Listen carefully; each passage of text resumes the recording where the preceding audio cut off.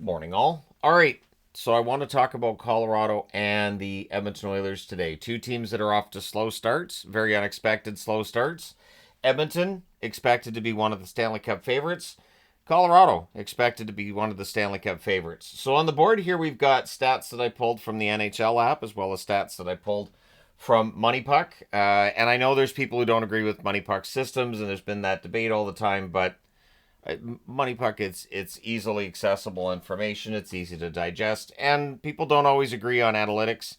And this is why analytics are fascinating, and I think this is why most teams have their own analytics team, because how you measure those statistics may be different.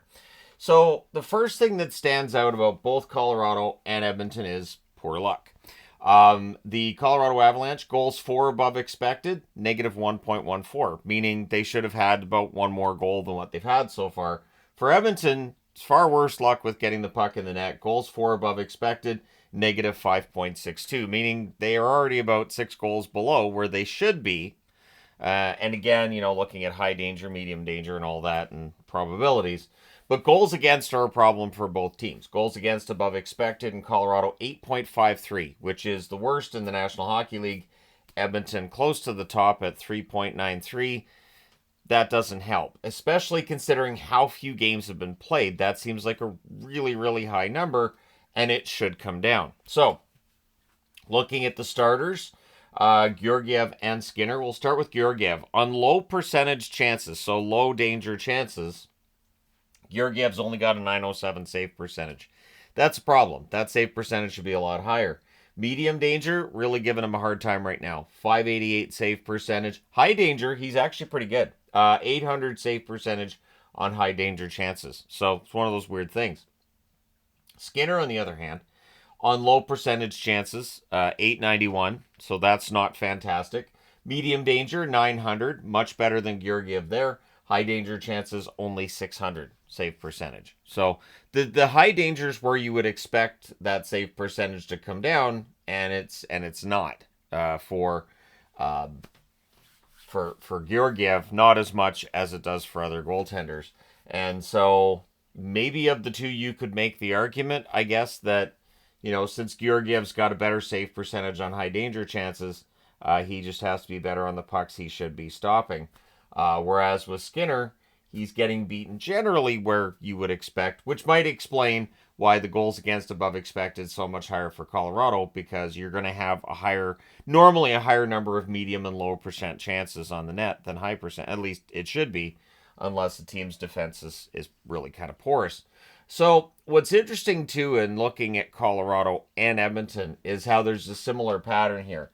Using the deserve to win-o-meter, and I know it's not necessarily, something everybody agrees on, but Vegas, that game, they had a 62.9% deserve to win, meaning that with all the high danger chances and everything all computed in there, Colorado probably should have won, but they lost 8-4. Against Columbus, they had a deserve to win-o-meter of 78.5%. So losing 6-4 in a game where realistically you should have won the game has to be frustrating, which is why last night's result might be a little more concerning for Avs fans, because the Islanders had a deserved win-o-meter of 55.8% and won that game 6-2 over Colorado. So that might be more concerning. Now on the Edmonton side, it is not dissimilar. Against the Jets, surprisingly, 52.9% chance that Edmonton should have won the game, and they lost 6-0. So not great. Against the Chicago Blackhawks, their deserved win-o-meter is higher, 68.1%, and they lose 5-2. And then against Calgary, it switched, where Calgary had the deserved win-o-meter of 57% in a game that Edmonton lost 4-1 against their Alberta rivals. So Edmonton's trending in the wrong direction as well. And this can happen. One thing that I've noticed over the years watching hockey is that if a team's on a winning streak, but they're winning games maybe they shouldn't, they can get into some bad habits and then suddenly it becomes a losing streak. And in a losing streak where a team's playing well, that frustration can take over, and then all of a sudden they're just bombing out and losing games. And until that win happens and they start to turn things around, it can get kind of ugly. So the fact that both Colorado and Edmonton, in terms of a deserve to win, are dropping down, this could point to either, it's possible because these are both veteran lineups. These are both teams that know how to win. Maybe they turn around in their next game, but it's possible we could be looking at a team getting more and more frustrated and things getting worse. So, in terms of the core guys here, McKinnon a goal and 4 assists so far for Colorado. Makar has 5 assists. Rantanen 3 goals and 1 assist, playing pretty well. Kovalenko and O'Connor stand out as players who do not have points yet this year for Colorado. Jonathan Drouin also doesn't have a point, but he's only played the one game. And without Landeskog, Drouin, and Nichushkin, you can argue they're without 3 of their top 6 forwards, which is going to have an impact on this team. And even still, they're not playing awful. They're not getting the saves they need. Middlestad stands out in terms of having 6 giveaways. He has 6 giveaways, no takeaways this season. Makar has 6 giveaways, 2 takeaways. It's not very Norris Trophy of him. I would expect Makar to start getting more takeaways and fewer giveaways because, again, if you're giving the puck away twice per game, which both Middlestad and Makar are, and you're not getting the saves you need after those giveaways, it makes those turnovers uglier, doesn't it? One of those giveaways by Makar last night, right to Brock Nelson, and it's in the back of their net. It's just, it's very deflating for a team to go through that. On the Edmonton side of things, McDavid has 2 assists thus far. Draisaitl just has 1 goal and a -4. And so the struggle's there.